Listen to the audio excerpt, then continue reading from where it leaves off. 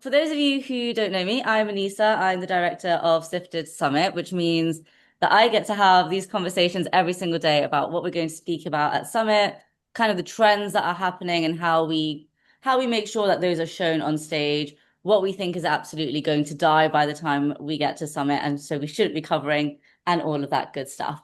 I think it's that thing, like a lot of people here who I can already see. I've been to far too many tech conferences, and I feel like what I often find is that there are things that once we get there, the conversations feel either dated or just a little bit random, maybe because something's been sponsored or whatever that might be. And so we know that a reason that that sometimes happens is because things move super duper fast, or because something that was hot like a year ago when we started planning Summit is no longer hot 12 months later. And it's just part and parcel of building an event, but we're trying to get on top of it this year. And that's kind of my role. And the way I get to do that, which I'm very, very lucky, is that I have an incredible team of journalists within Sifted who I get to steal information from. They make my job a shit ton easier. And it's why I've always loved Summit. They constantly are having conversations with people in like the ecosystem. They talk about the biggest challenges. They're writing the stories. They're keeping an eye out on the people. Sort of keep us all in the loop on what they think is a fad and what's actually hot. And everyone in the ecosystem is telling them this day in and day out. And we are listening, basically. So I wanted to take you behind the scenes for the next sort of half an hour to understand the conversations that I get to hear, get some of your input on that, and then have a little bit of a conversation of what we think is hot and what's not. That's my new phrase. I think it's because Love Island is on at the moment, that I am obsessed with what's hot, what's not. So sorry. So let's start with introductions, just because I can see you first. Tom, do you want to say who you are and what you generally cover at Sifted? Yeah, of course. Being in Canada as well for you, watching Love Island at what, in the middle of the afternoon must be a very, very weird experience. Anyway, so I'm Tom Nugent, the managing editor for Sifted. So alongside sort of managing the newsroom day to day and reporters and all that sort of jazz, I cover robotics and university spin outs as well. So interested in those two topics ahead of Summit. Freya? Yeah, hi. Nice to see everyone here. And I'm really keen to hear what you all think we should be reporting more on. So it's great to have loads of people join. I'm Sifted's associate editor. So I edit and I also do quite a lot of reporting. I'm based in London, so I cover the UK along with one of our other reporters, Maya. And I sometimes veer outside of that. I've done quite a lot recently on the EU Scale Up Fund because it's been one of the big stories. So I am predominantly in the UK, but I go outside of that if there's a big story. And last but not least, Damisola. Hi, just checking that everyone can hear me. Blink twice, Anissa, if you can. Great. You guys don't know what happened before we got on here, so let's just pretend like that didn't happen. My name is Damisola Sulaiman. I'm a fintech reporter, and as the name implies, I cover fintech, all things fintech in Europe, startups and scale-ups. Very straightforward. Hooray. Hooray. We're going to leave loads of time for questions, but if you have some in the run up, chuck them in the chat. I'll let you like unmute yourself. We're going to have a really like chill conversation. So yeah, we want your voices. But let's start. One of the things about Sifted Summit this year is that obviously we are now focusing on scale ups. We're saying Summit is for Series A and above, which we haven't done in previous years. Why have we like kind of made that change? What do you think is the reason that we've moved from much more early stage stuff to later? Should I take that? I think there's like a general sense that just the ecosystem in Europe is maturing so quickly. I've been tracking like the number of decacorns we have on the continent. Since I noticed at the end of last year that like companies were hitting that $10 billion valuation stage much quicker than before, your Mistrals, your Helsings. And I think it's just indicative of Europe's going quicker. There's a lot more money flowing into the ecosystem here. And by nature of us just having a little bit more time for the ecosystem to mature, we have more companies at that stage, more impressive companies that are worth us covering, worth us paying attention to. Is my sort of 2 cents on that. I'd add that I get the impression in my source meetings that it's quite lonely to be at the head of a scale up. perhaps more lonely than when you're in the weeds of a very young company. So I think we wanted to create a very curated space where leaders of similar sized companies can learn from each other, because I have got the impression through conversations that there aren't as many forums for that than there might be at the earlier stage, when there are more like networking and WhatsApp groups and things like that. So I think that's also part of the reasoning. And Dami, I think it's an exciting time at the moment for fintech. I remember when we started Sifted, we were speaking to the early stages of Monzo, early stages of Revolut, and it's obviously a much more mature market. Would you agree with that? 100%. I feel like the theme and the way we're approaching Summit this year is super relevant for fintech, because we have a lot of growth stage companies that are doing really well, a lot of really impressive ones, the biggest one as well with Revolut. So it is really relevant, and the standards are really, really high, especially when you're in a regulated industry. So spotlighting those challenges and kind of giving them the space to explore them with their peers is really important. People who like read Sifted will know that something we do quite well is we follow companies and their stories over like a long period of time. I think Revolut is the perfect example of that. We've covered them in depth over the years. What do you think for you specifically within your beats are stories or companies that you're really trying to follow and cover at the moment? Go on, Freya, I'll let you start with that one. Oh, nice. Company wise, London is having a great moment at the moment. There's a load of these like young neo labs or second generation frontier labs in London. We have Recursive, we have Ineffable, and I think there's a real excitement that perhaps we missed out on the first wave of model. That's an argument to be had, but this new wave that Europe could get in, and we have some cool companies. So I'm excited about all of those. We also have over in Paris, we have Ami Lab. So we have some bets in the race for the new models, looking at like world models or self-learning models. That's exciting, because for a while we were writing about how America had got so far ahead on the first wave, which the race for the second wave is underway. It would be cool if Europe could produce some winners. So I'm looking at those, and a few of them happen to be in London, particularly in King's Cross. So spending more time around there, which has suddenly become a really buzzy bit. I have others, but I'll let someone else go for a moment. I can butt in there, keeping the theme of Revolut, but with the way that we look at them evolving a lot. A lot of the things that I've been examining is Revolut's mafia and how their behaviors are in line with a lot of Revolut's, how some of the bets that they're making are kind of mimicking what they learned at Revolut. And we're just finding it really interesting seeing the way these new companies that are mostly in fintech, but obviously all over the gaff as well, are kind of reproducing some of those high standards that they learned at Revolut, some of that fast pace as well. We even have one speaking at Summit, the co-founder and CEO of Tilt, Abby, is going to be at Summit. And so it really just is indicative of how Revolut has really created a whole series of companies in London and outside of London that are kind of trying to bring back that really, really high performance culture and move really fast, really early.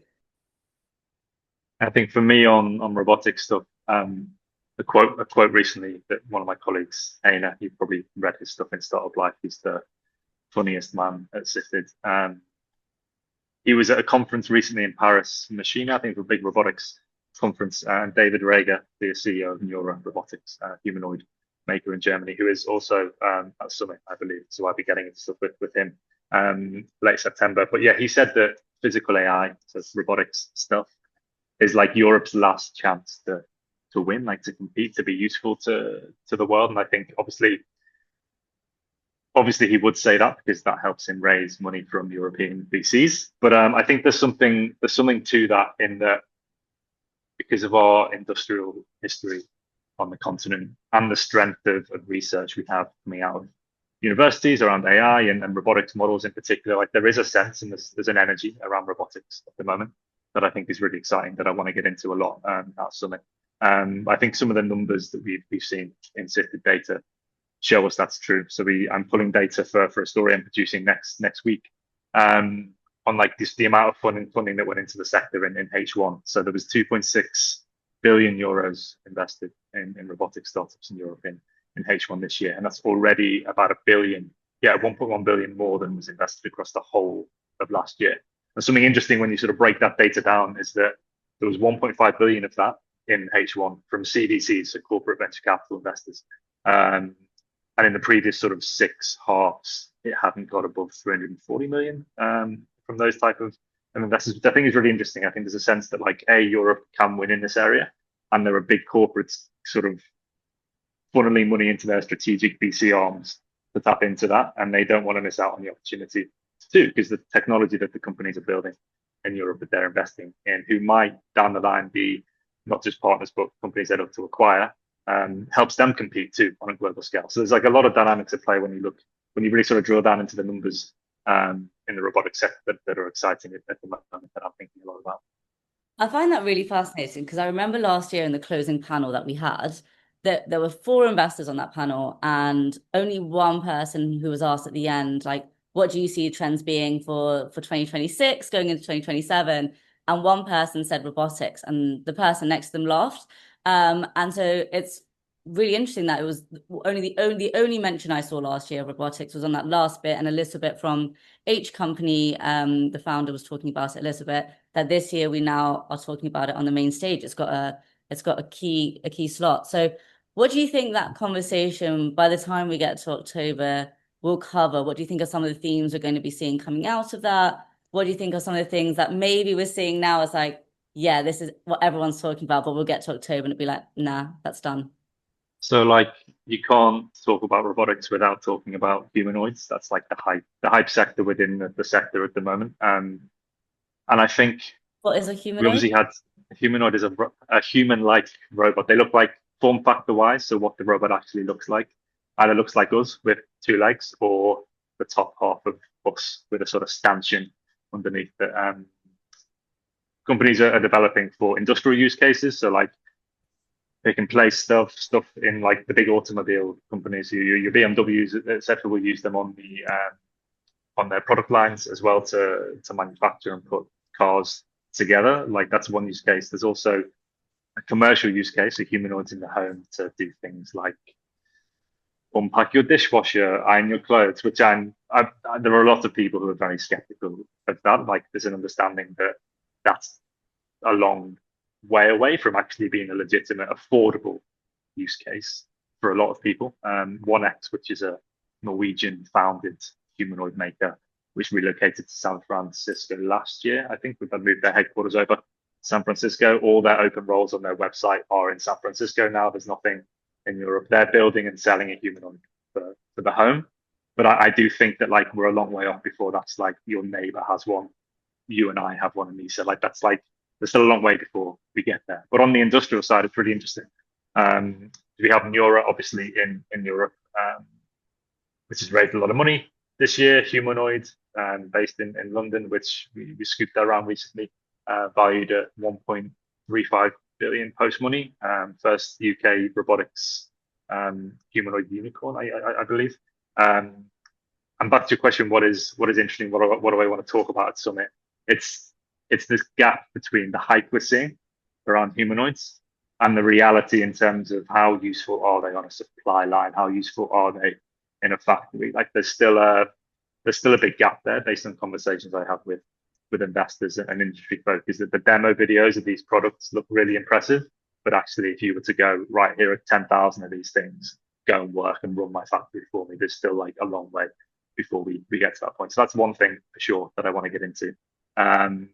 I also think M&A is really interesting. We saw Amazon earlier this year acquire River, which is like a Swiss robotics company which builds like four-legged wheeled robots for last mile delivery. And they were acquired by Amazon earlier this year. And I think looking at companies like them, Amazon, I mean, where they might be weaker on automation in their sort of supply chain, other companies like them, I think we'll see more acquisitions of buzzy young European startups. For sure. I'd be surprised if we didn't see more of those before the end of the year. And secretly, you heard it here first, we're trying to get a robot of some sort to Summit. If it's not that, no, we'll be there. So that's exciting. Keep that between all of us here. Freya, Tom mentioned there a little bit about M&As, but I feel like that's something that we've seen heating up in the market. You and I spoke about it in a previous webinar. What are you seeing, and what do you think is exciting in that space at the moment?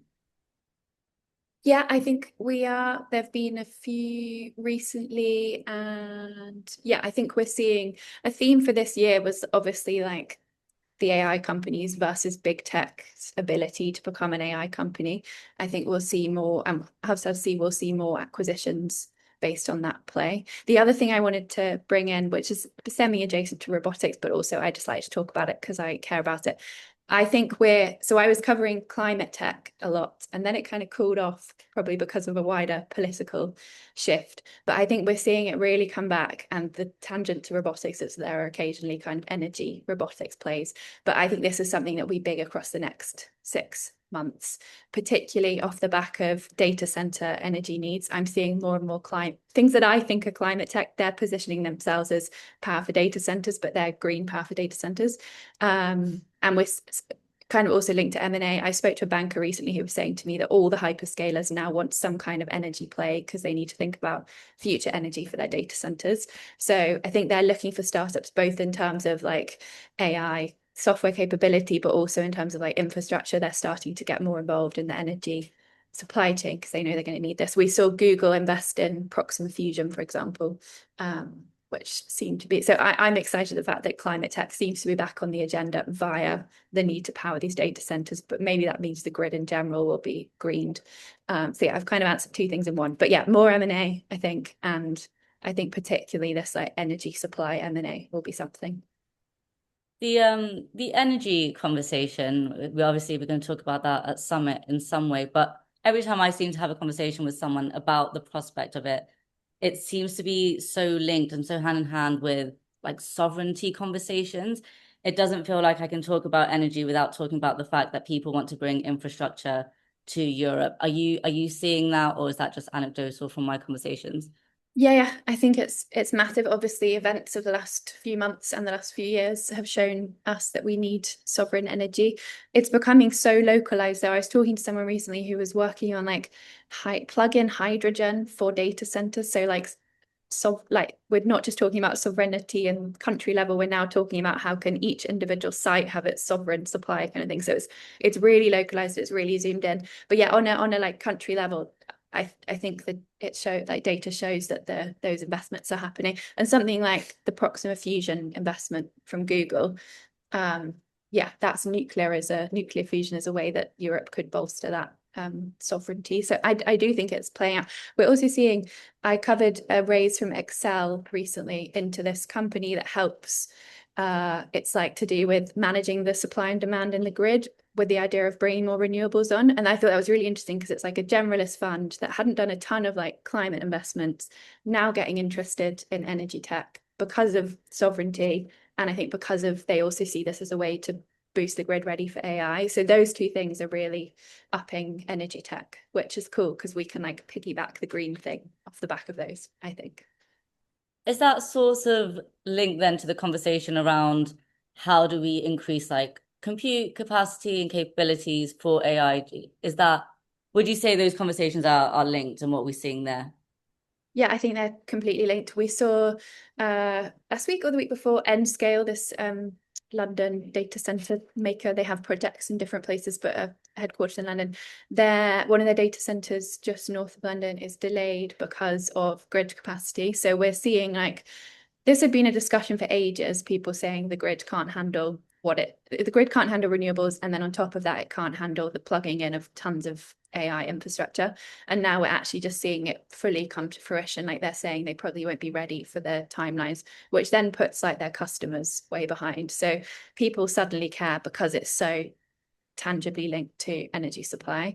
And they were talking about like, I think there was some reporting showing that they were looking for, like energy supply localized at the data center to solve this thing. So it's why it's suddenly so pertinent, I think.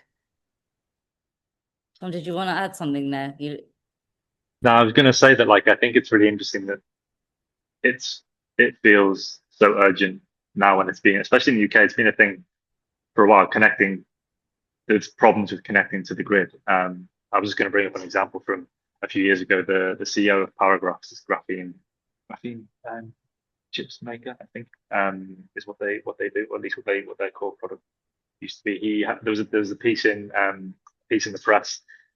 I was interviewed with him, and he was complaining that it cost them about £1 million of their round at the time to just connect the new facility to the grid. And I think like it's just really interesting that this has been a thing that founders have struggled with for a good number of years. But like now there's just this added urgency because of the sovereignty element. And we're seeing that urgency across so many different sectors that we cover at the moment. Yeah, Damisola, I'm going to pull you in here because I think one of the conversations I'm most excited about for Summit is the chat you're going to have about fintech sovereignty. Because I feel like that is the place I know the least stuff about, but also that seems to be coming up in every single conversation. Can you talk to us about what you're seeing there and why that seems to be such a huge trend for fintech? Definitely. I think the context of sovereignty in fintech is particularly pertinent, firstly, because it's a regulated industry. So when we're thinking about big tech and like AI advancement and innovation, especially from those companies who are used to being at the forefront of everything, they have an additional consideration when they're thinking about how to build AI into, I don't know, their consumer fintech app or whatever else it is, because they know that for a lot of them, they can't use the US LLMs because of all of the volatility there. And so it is hampering that sort of innovation in a sense. But then also when they look at their own situation in terms of the market, in something like payments, we have really big American giants who really dominate the space, Visa and MasterCard. And in Europe, the European Payments Initiative has already gone and made Wero, which is supposed to be like Europe's alternative to that. And so we're already kind of seeing government move in order to bolster fintech sovereignty or financial sovereignty more generally. If you think about digital wallets as well, very similarly, Apple and Google have like a big domination there, and there are people who are building, trying to address that, trying to think outside of that. But I think that it's always a really interesting tension because they can't just build Europe's this. It has to also be good, and it has to also be of a really high quality, and there needs to be a reason why a consumer, for example, will abandon Apple Pay that they trust, and Apple's whole thing is privacy and protection and security, and choose an alternative. So the people who are building in this space, who are trying to figure out how to create those European alternatives, are also thinking about something that is, I guess, endemic to consumer fintechs, where distribution is everything. You can have a good idea, you can have a huge problem, but if you don't get the distribution right. So in addition to having that kind of political imperative or that regulatory imperative, they're also thinking about the kind of business parts of things, which is a little bit harder to get right. So there's a lot of dynamics kind of swimming in this space all at the same time. And there's a lot of projects that are going on and a lot of startups who are thinking about it, like how do we, and someone who's speaking on the summit panel, the founder of Wart, is literally building for this exact purpose. And so it's interesting to see that we're in the early stages of the conversation, but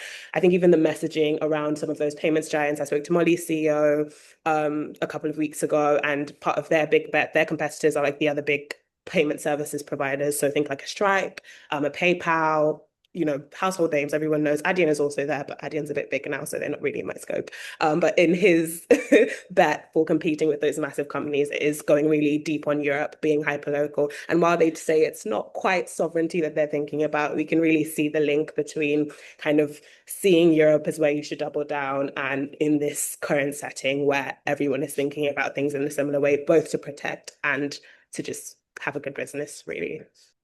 Your point on when you said things can't just be sovereign, they also have to be good. I think this is coming up more and more now. I interviewed Seed Camp a couple of weeks ago, and they said something, it was a good line. They were like, we're very averse to sovereignty washing. Like, you can't just be sovereign, you also have to be a business that can stand on its own feet outside of that kind of edge, which I hear more and more talk about, particularly maybe in the like commercial, consumer facing applications, because I know like businesses who've changed their stack based on sovereignty concerns. I don't really know any consumers or people who have. So I think you also have to be really good. It's a great point. Yeah, and I think one of the themes that we're probably going to hear quite a bit from, especially on the opening panel, is how much of it is just marketing, and how much of that just feeds into the fact that people need to raise money here in Europe. They want to like get big procurement, like government contracts. So yeah, I think it's a great conversation. I have one last question before we talk a little bit about, well, and then I'll open it up to questions and we can talk about the summit as format, which is, we're covering policy quite a lot this year. We've got an MP coming. We're talking about policy on the opening panel. Why is that such a big topic this year as opposed to in previous years? Why have we had that change? I'm so excited that we have Kanishka at the summit. It's great timing because I'm sure everyone watching has followed it, but he has this week got a promotion. Well, it's the same role, but it's been elevated to cabinet level.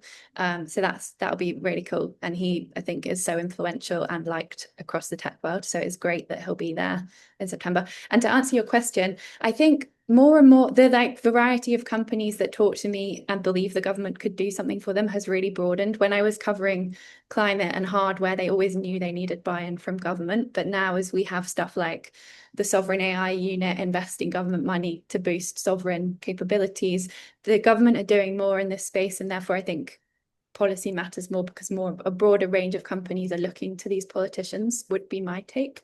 But I'm also interested to hear what other people think on that point. I think as well, it's like this is obviously the context for this is the UK, but I think there's also not just the interest in it. There's the fact that like governments, especially in the UK, have started staffing areas of various ministries with people who get tech. So there's like a natural like people like James Wise, right, and Kanishka Cruzy before this new role too. People championing government initiatives like the Sovereign AI Unit, like people like Matt Clifford as well. Like it's just like there's a feeling that like governments, especially in the UK, just get tech more than they did even a couple of years ago and get the importance of it to the broader economy. And so there's just like this natural fit and energy that there maybe wasn't before. I'd also add that when you think about the US and the way things are shaping up there now, the current administration has really taken an active approach in sort of enabling in some kinds of innovation, and some of it is more problematic than others. But even thinking about fintech, something like stablecoin, a lot of the narrative around stablecoin is like when it's a cryptocurrency that is pegged against like a real world asset, and so it makes it a little bit more stable than some of the cryptocurrency that we're used to. And the US really has led the whole way with that, and they're like miles ahead of we are. And that was a lot of the narrative around that, especially in the UK, because before the legislation wasn't quite as friendly to it. And so a lot of the innovation in something like stablecoin has been really concentrated in that side. And I think governments are taking a responsibility of, okay, if they've done that over there and for them it's created this whole new opportunity, this whole innovation has been able to kind of take off in this way, then maybe we should also take some responsibility and be a little bit more proactive and kind of mirror what is going on, on that side of the pond. So I think there is definitely that constant looking to the way things are shaping up in America and trying to create, whatever the European version of that is with, our whole intricacy. So still maybe with those regulations, with those policies in mind, but also wanting to catch up or find our own version of what they've got for sure. Is there also a part of it, this is maybe me being cynical, which is that we are seeing more scale-ups, later stage companies, and often the biggest customer that they can get is government. Is that playing a part in the interest? I imagine so, particularly for something like defense, which their only customer really is government, right? Though I think that's a good point, because people talk to me a lot about that there's increasing money. There are pots like the Scale Up Fund that I mentioned earlier, which is like 5 billion from part government, will now bring in some private LPs, but it's a big European initiative to fund the companies. But the thing that's missing is like helping them around procurement processes and being able to become the customer. But yeah, for some of the really hot industries, i.e. primarily defense, and some of the like infrastructure stuff, the main or only customer is the government. So I think you're extremely right. That's nice. That doesn't happen often. I'm going to give it over to the audience to ask some questions. I realize there isn't like a hand raise situation. So if you want to just like drop a little note in the comments, and then we'll ask you to unmute. If you are going to ask a question, please just like say your name, where you're from, and then ask the question, just so we can get as many as possible. And if we don't have any, then I'm going to ask Freya a couple more questions. Let's see, we'll give it a second. While people are thinking, Freya, we obviously are running a couple of new formats at Summit this year.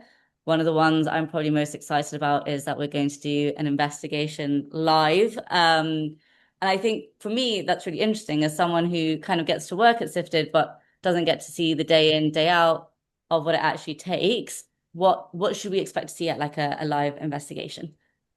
Yeah, this will be really cool. So We don't know which investigation it will be yet, partly because I think it needs to be relevant in September, October when the summit is. But the idea is it will be me interviewing somebody involved in the investigation if we can get them to speak in a way they're comfortable with, and perhaps another reporter who worked on it. Because I think it would be cool for the audience to be taken inside the process of how do we get a tip, how do we work out which tips to pursue, how do we go about finding information and checking that it's valid, and then approaching companies. I thought it would be, and perhaps useful for people to understand how we do that kind of reporting as well.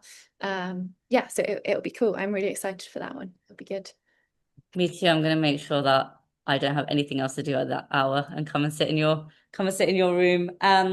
Cool. We have a few questions. Ahmed actually has figured out how to put his hand up, so I will hand it over to him. If you just unmute yourself and just say who you are and your question. Hey everyone, my name is Ahmed Roby. I'm a product manager at 33N. I'm dealing with health tech, and my question is also connected to health tech and Sifted. A lot of the areas you discussed cover different elements of health tech, particularly with robotics, machine learning, and AI. A lot of it is moving quickly. I wondered if there's any scope for that in any of the areas, or will it need to be discussed in its separate section? Thanks. I think on the robotics side of things, something I think it's really interesting, but something I was going to bring up is obviously all the hype at the moment is on humanoids, but when you look at other companies that are building in Europe that can have a real impact, one which I absolutely love is Rebute, and they're a French company, and they basically developed this like grain of rice sized robot for that like can get into your brain and do like biopsies and get data on neurological diseases and stuff as well, which could obviously transform the way neurological diseases are treated in future. How much earlier we can diagnose those diseases too. And I think I think it's really important to remember that outside of the hype, there are companies using AI and robotics to do stuff that is generally really like potentially life-changing for so many people, and health tech and Rebute being one really great example. I'd love to get into that more at Summit. Maybe it's a panel on its own. Actually, I think you can definitely spin a whole conversation around it. But yeah, I think that's a really good example of one that came to mind. We also have someone from Fertility Health and someone from Peppy Health, probably others, Anisah, but there are health tech people on the lineup, so I'm sure those conversations will be happening. I think there will also be questions that go across all companies on things like, I don't know, revenue, profitability, like all those questions that kind of cut across sectors, which should be helpful. But we have some cool health people speaking. Yeah, we're also looking at a couple of investors. I can't give you names just yet because we're still confirming who specialize in health tech. That probably give you the clue as to who they are.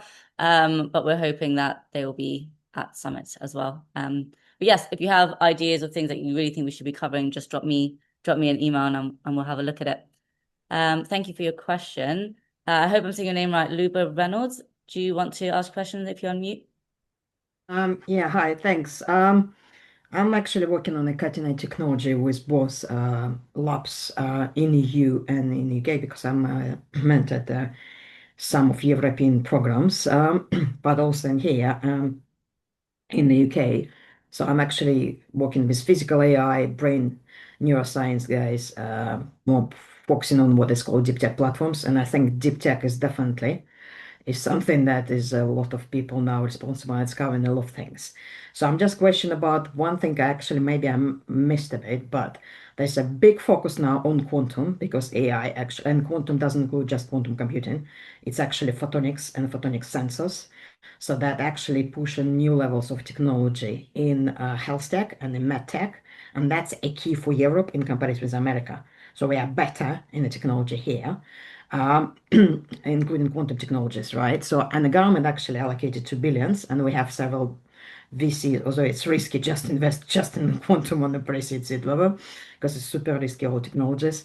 Just wondering if you're covering anything on that. Just happy to help, but because there are several people in that space, because I think there are multiple sectors that now involved in quantum, and there is kind of correlation with those spaces. There's another space that I think health tech is related, the med tech is related, but there's more what I call tech bios, another called bios. So it's AI drug discovery platforms, for example, or med tech, so the platform, wearable devices, brain-machine interfaces. So effectively, we have people who are building now human to humanoid interface, by the way, Tom, if actually it's actually interesting to you. So that's the next level. And people actually, for example, creating a technology to deliver drugs as a small pill, electronic pills. Yeah, we should actually. It's like, I don't know if you kind of build them because I investors in this space already. And that's a super hot, and that's where Europe and UK do specialize. And another sector, so sorry, it's a big question, is it what I hear now is impact-based technology, because even in financial sector, there are some like special impact lenders like Stream, for example, who they significant AI for impact vendor, so basically for lending for underserved population. I don't know if you look at this because I think Yeah, I'm going payment to pause you there providers, just so yeah, we can sorry the for that, people but on the I'm just studio can wondering if get. those No, same that's great. impact-based and deep Yeah, tech, especially tech bios and quantum, because quantum is becoming bigger and bigger and bigger. yeah, that's great. Freya, so you're on mute. Do you want to go first? I was just going to say we'll have a quantum specific panel, which presumably we'll get into which sectors quantum is increasingly applicable to. And you could also come along and ask a question about what the panel think about the intersection with health, perhaps. But I think that'll be a good panel. It has Carmen from New Quantum, who is a good speaker. So yeah, I was just going to say that there will be a panel on it, and it's something that we've been reporting quite a lot on. Tom has done more on it than me on quantum, handing over. Freya says I've edited our colleague Daphne's quantum reporting more than I've written myself. But yeah, I think it's really interesting. We've seen loads of money go into the quantum companies in the first half of the year, and it's something that we'll be getting more into. I'm not going to claim I'm an expert in any way on it. I think Freya's point of coming along to Summit and asking these sorts of questions to the expert panel is definitely the way to go. Tom, can I just quickly ask a question because you mentioned it? We have another spin this year on what it's called double purpose technologies. And it actually, I think it was wrong assumption from the people speaking here that the people, for example, for defense sector are the ones who actually just defense is their own. Because we have, for example, drone companies who basically repurposing their technology. And drones, by the way, is physical AI, right? Are you gonna do, and VCs cannot just invest in yeah, I think by law in the UK at least, in defensive technology has to be double purpose, but there is a growing support on now. Do you gonna have some kind of panel because there is Ministry of Defense for looking for autonomous vehicles or kind of transition what is called double purpose technologies? There's life science technologies. Do you have anything? Because I it can seems answer to that be one. last year, right? We do. We have two different panels. We're going to be doing a physical AI conversation specifically that will probably get into how that technology is being applied. And then we will have a defense tech specific one, which I guess will look at more like the dual use conversation. So yes, we have lots. I will send you the agenda at the end so you can have a look and send us some either people that you think could be interesting or themes that you think could be useful. But thank you, I appreciate the question. The final one that we have time for is someone has asked about cybersecurity and if we are covering that. The answer is yes. And again, very similarly, instead of it being its own thing, it's going to be covered across multiple conversations. One of them, which is on the second day, is around where is like engineering going and what does engineering look like in an era of like people vibe coding? What does that do for security? What should we be using and all of that good stuff? So we will be covering it, and then there will be a roundtable specifically on cybersecurity. So yes, it's being covered across the summit. As we're running out of time, I just have one last question for you, Freya, Tom, and Damisola, which is if you were to leave Summit, what is like one question that you really want to have answered by the end of the 2 days?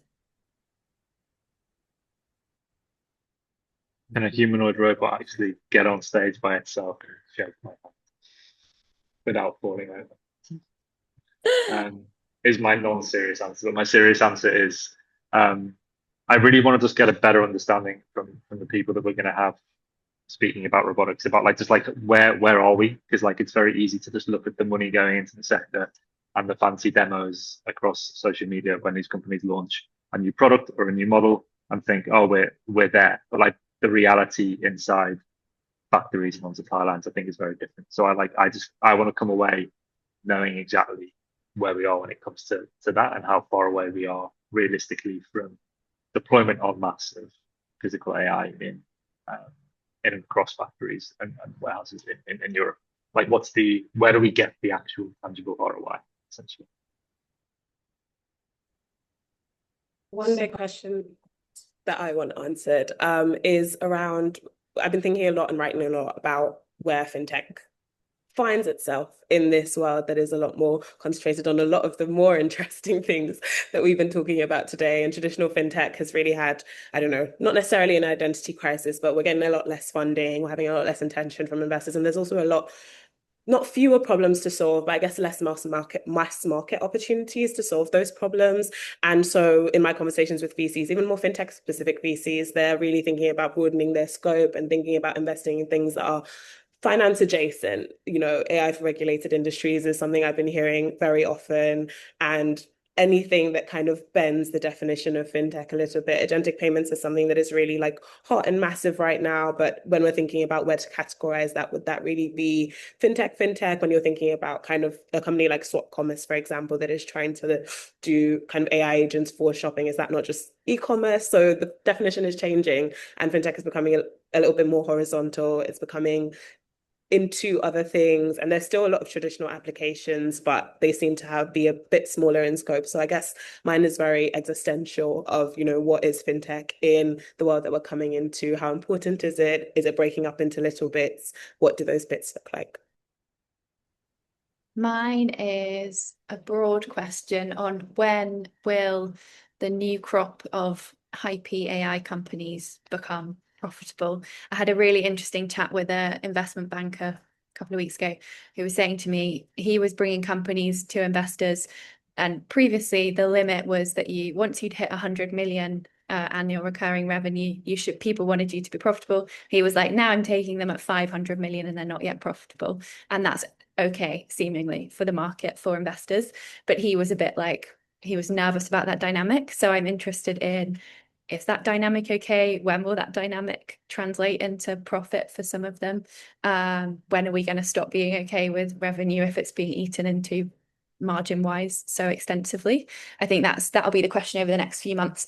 And hopefully at Summit we can get into it more as well, because there's a real the market feels very split in half, where publicly there's so much excitement about a group of new companies, but then behind the scenes everyone seems to be wanting to sell secondaries in them.